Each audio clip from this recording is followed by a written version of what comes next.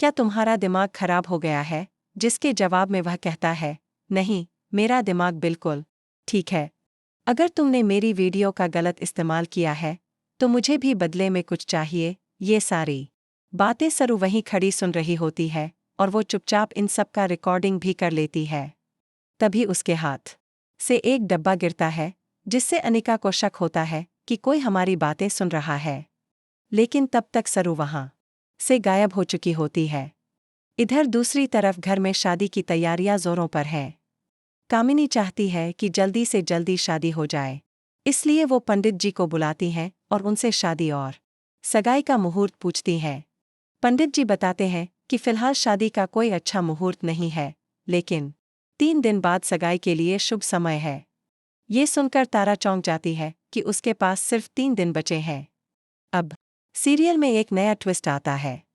फुल्ला सरू की माँ को तारा के घर देखने आती है, लेकिन उससे पहले ही वेद सामने आ जाता है और फुल्ला उसे लेकर वहां से चली जाती है।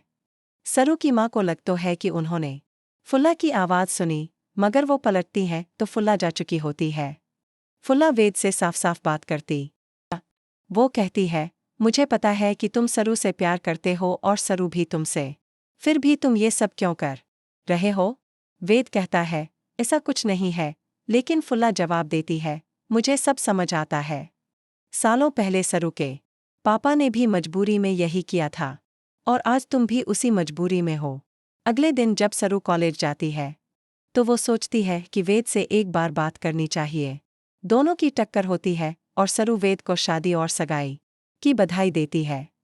ये सुनकर वेद को बहुत बुरा लगता है, क्योंकि वो दिल से सरू के पास रहना चाहता है, अनिका से नहीं। लेकिन हालात ऐसे हैं कि वो फंस चुका है। सरू को अब पता लग चुका है कि वेद और अनिका की शादी क्यों हो रही है, लेकिन अनिका ने किसे ब्लैकमेल किया है ये अब तक रहस्य है। अब देखना ये होगा कि क्या सरू अपनी समझदारी से ये सगाई और शादी रोक पाएगी। आपका क्या मानना है? क्या वेद की शादी सरू से होनी चाहिए या अनिका से?